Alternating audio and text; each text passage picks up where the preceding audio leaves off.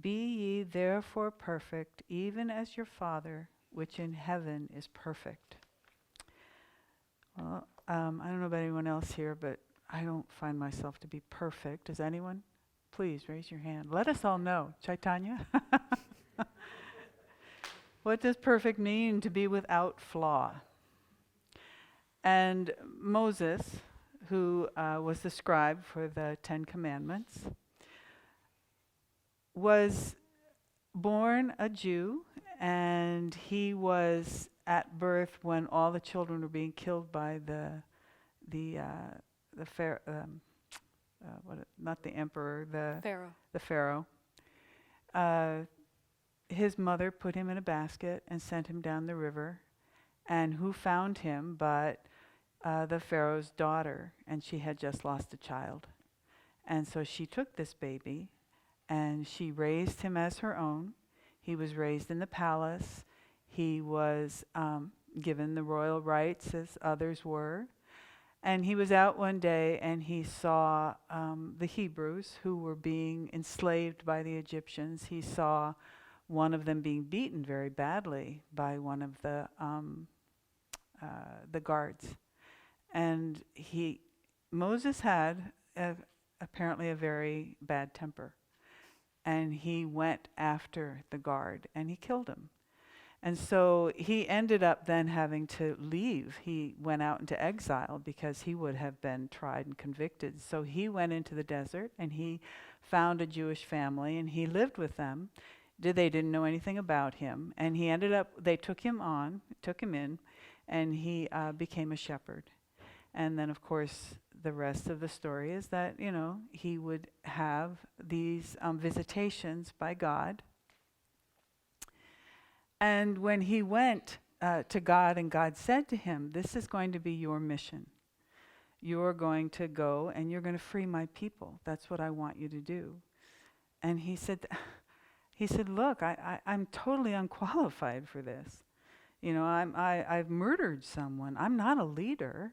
He said, I don't have the ability to communicate, like others do. He said, well, and God said to him, "Don't worry about that." He says, "I will connect you with your brother."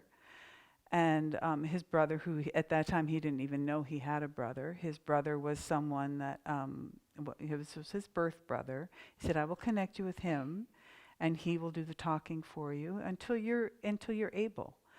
And Moses said, "But, I can't, they won't recognize me. Why would they follow me?" And he said, "Well, I will give you my name. And when I give you my name, then you can tell them that name, and then they will recognize you as someone who will lead them." And he said, the name is, "I am what I am and what I will be." I am what I am and what I will be. He didn't give a noun. He didn't give a pronoun. He gave a verb as his name, implying that I am what I am, meaning that everything that brought me to this point, I am what I am. And I will, and what I will be, moving forward. In other words, it's a very active process that he was conveying to Moses, who sat there and just assumed that he was incapable of transcending these flaws that he saw in himself to actually become the leader of the Hebrews, take them into freedom. He just could not envision himself as that individual. And so there's a story about, it's called The Legend of the Two Pots. And there's an old man, and he would go back and forth to his master's home, and every day he would put the yoke around his shoulders, and he would have a pot on either side. And he would walk, stop to the well, and he would carry the water then to his master's home. And one day, he overheard the two pots talking to each other. And of course, it was incredulous, it was kind of odd, but he accepted it finally. Now, one pot was older, and he had a big crack right down the middle. And the other pot was young and vibrant and had smooth sides and was beautiful. And so they were chatting back and forth, and the younger pot looked, he was on the right side, looked at the older pot and said, "You are ridiculous. You have this crack right down the middle of you. By the time we get to the masters, half the water is gone. You know, if it were up to me," he said, "I would have had you thrown into retirement a long time ago. I would have had our master just throw you into the trash." Well, the old man was listening to this, and he was really taken aback. He thought, wow, you know, how could he be so heartless, so lack so much compassion? And the old pot was kind of quiet for a while, and you know, the old man listened in, thinking that maybe the old pot would say something wise, you know, because he was old, and that sometimes wisdom comes from the older people. But the old pot just said, "Well, you know, you're right. You really are much more magnificent than I am." He said, I really wished that the potter had that one little flaw at that time, had gotten rid of that. And over the time, over years, you know, traveling back and doing all the things that I've done with my life, this is what's come about, you know. He said, and I guess I'm pretty useless, so I guess you're right. Well, the old man was listening, and he finally just said, "Excuse me." He said, I happened to overhear what you were saying. Of course, the pots were taken aback too. And he said, "I happened to overhear what you were saying." And he looked at the young pot and he said, I can't believe you could say something like that." He said, "You didn't create this beauty that you claim to have." He said, "You didn't create that. Your potter created that, didn't he?" And then he turned to he said, "You know, you need to learn a little humility." And he turned to the older pot, and he said, "And you, I mean, I would have expected you to say something. You know, I would have expected you to kind of defend yourself, but you didn't." He said, "You compared yourself to the younger pot, and you just berated yourself. Don't you know," he said, "let me tell you, when I chose you both, I very clearly chose you for who you were." And it's interesting because Moses was chosen by God. Jesus has chosen his disciples that were not perfect. He chose tax collectors. He chose a woman of ill repute. I mean, he did not choose perfect people. And so the old man said to the pots, "Okay, now look, I want you to stop for a second, and I want you to pay attention to the road here. On the right side of the road is one thing, and on the left side is something else. And I want you to pay attention. Just take a look for a minute." And he said, "Now, do you notice to the younger pot, on your side of the road, you see it's arid, it's barren. There's not a lot of growth over there because it's so dry." And then he turned and he looked to the other side and he said, "Now you see over here, this is all green, and there's flowers and there's blooming and there's beautiful scents." He said, "You realize that every day as we walked back and forth from the well, that you with your crack was watering all of this, and that's what's created this beauty, and that I've thrown seeds out to create these flowers and you've watered them, and then when I go up to my master and and I say to him why I chose you both, he praises me because he loves the flowers that I give him. I pick a bouquet for him every time and I give them to him, and he loves them, and they give him so much joy, and he puts them inside a vase, and then all of his family and all of his friends can appreciate them and how much they love them. And see what you've done? This has been your contribution." And he turned again to the young pot and he said, "You need to learn some humility." And then he turned to the older pot and he said, "And you need to have more faith. You need to understand. Like I said, I chose you both for very specific reasons." And, I think about this, and over time, like for instance, there's a man at Ananda village, many of you know, his name is Vidura, and Vidura was our community manager for many, many years. And he often talked about a dream that he had where he was on a boat, a big boat, a ship, and the wheel, he was standing in front of the wheel trying to steer it, and it was spinning and spinning, and he couldn't get control of it. And he looked back, and there was Swami Kriya-yoga, our founder, sitting on the boat. And Swami was just enjoying the day, just kind of relaxed. And here Vidura was working, trying to get this boat to steer straight. And he said he looked down, and what he saw was that the boat was connected onto a track, and that this track was moving independent of anything that he was doing. And here he was steering away, trying to control it. And when I was in Seattle many years ago, Mount St. Helens erupted.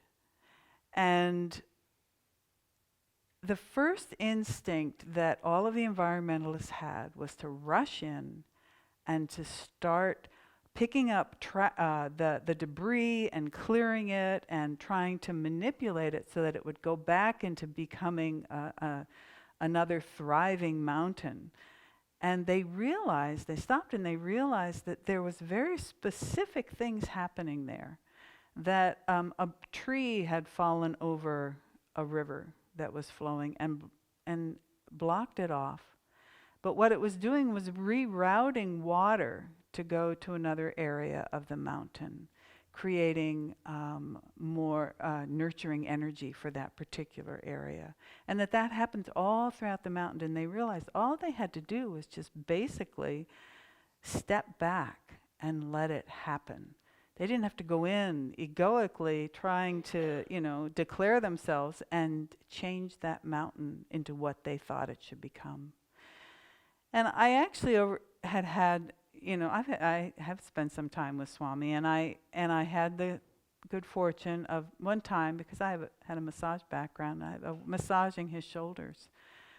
And when I did that, and Swami was someone who had so much going on. I mean, really, he we think our lives can get crazy, but his life was really something. He written books and music, and people always performing or recording or everything was happening. And I massaged his shoulders one time, and I couldn't believe how loose they were. Most people's shoulders are just, like bricks, and his was so loose. And it just made me aware of how incredibly relaxed he was in fulfilling the role that he did. And I think, that was such a lesson of, we're not here to, like the Pharisees that condemned Jesus. Maybe they were perfect on the outside. And there was probably some hypocrisy that was going on. And when in the reading, when Swami says that Jesus wasn't saying, be perfect like them, be perfect like your Father in heaven, which is attuned to Him, attuned to that which is not static, but fluid, and then work in partnership with Him, and let the flaws go. Let our imperfections go, and then eventually they flow into that stream and they purify themselves. So all I would like to just say as I end is, blessed are the cracked pots.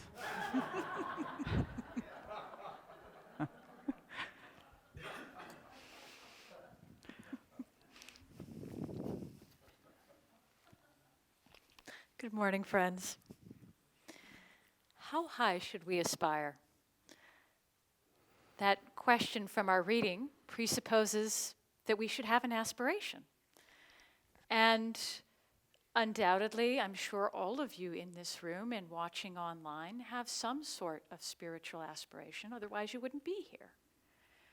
And for some of you, that aspiration may have a particular goal or form in mind. And for others, it may be a much more vague sense.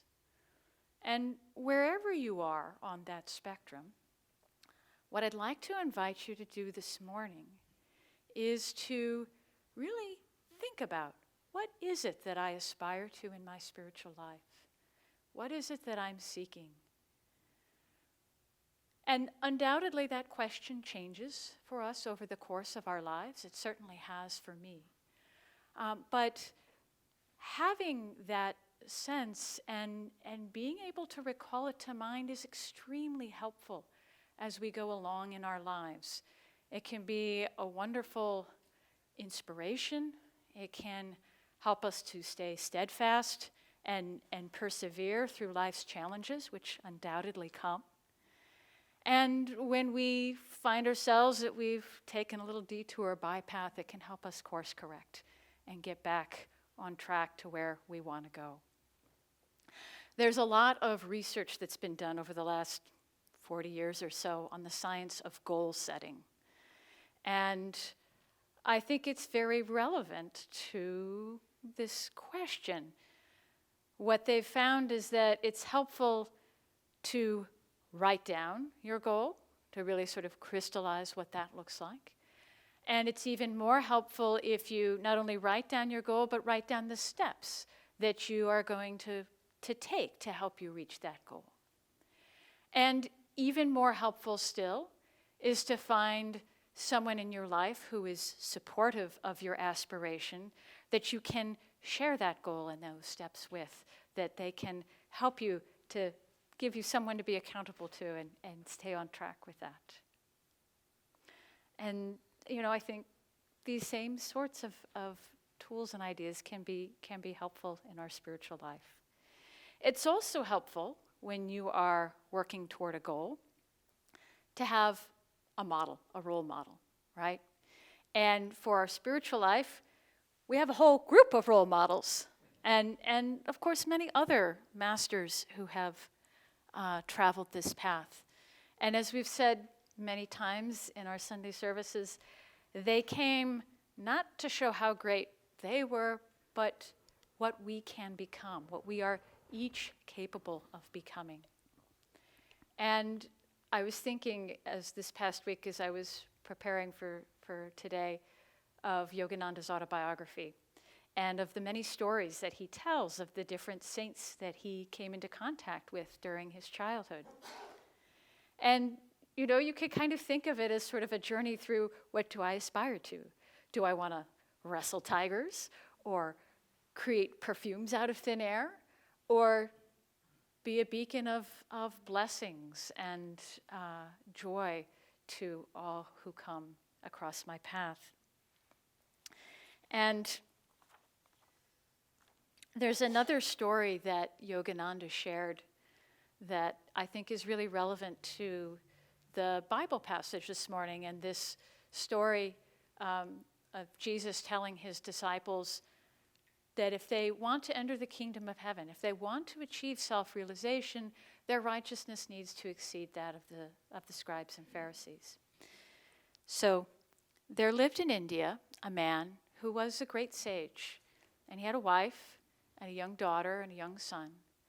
And he had a high degree of spiritual attainment, but he kept his spiritual attainments hidden from the world. Even his family didn't know the depth of his wisdom and his spiritual heights. And as his young son grew in his boyhood and entered his teenage years, he really had a deep spiritual yearning. And his father encouraged him to stay at home and seek God there in the village where they lived. But the son was very adamant and left home and went to the Himalayas to find a guru. And there in the Himalayas, he found a Tibetan miracle man and studied under his tutelage for 20 years. He performed great austerities, and he became very adept in performing a number of miracles and different feats. And after 20 years, the now young man came back to his village, And he was not at all shy about sharing all the wonderful things that he could do and demonstrating in front of the villagers. And news spread throughout the area and reached his father, and he heard these stories. And so his father sent for his son and very humbly asked him, "Son, tell me, what is it you can do?" And the son, full of bravado, was like, "What can I do? Let me show you." And he started to talk with him and led his father to the banks of the Ganges. And then the son walked across the Ganges to the opposite bank and walked back again without getting his feet wet. And he said, "Isn't that wonderful?" And his father, who had been smiling, became very solemn.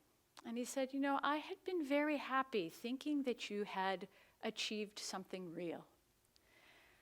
But now I see that is not the case. And I'm very disappointed." And the son became incensed, and he said, "How dare you ridicule my world-renowned wonders?" And the father said, "Why have you wasted 20 precious years learning a miraculous way to cross the Ganges? Something that we do by paying a ferryman 4 cents. Why have you thrown away 20 years to save 4 cents?" And the son, with his dream of pride broken, bowed his head. And his father continued and said, "To love miracles more than the source of all power, God, is error. To love short-lasting miracles over the miracle of everlasting God contact is foolishness." And the father became silent, and the son bowed before him. So I think we can see the relevance of this story to our reading this morning. Yogananda, in his Bible commentaries on this passage where Jesus is talking to his disciples about the scribes and Pharisees, it's not about the outward show, the power or the miracles or looking good.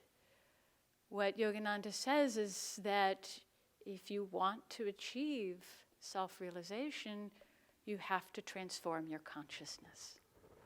And of course, Yogananda has given us, dare I say, hundreds of tools for doing that and a whole way of life. But that ultimately it's about changing our consciousness. And part of that changing and transforming of our consciousness involves working with the heart energy and what Sri Yukteswar said, developing the natural love of the heart.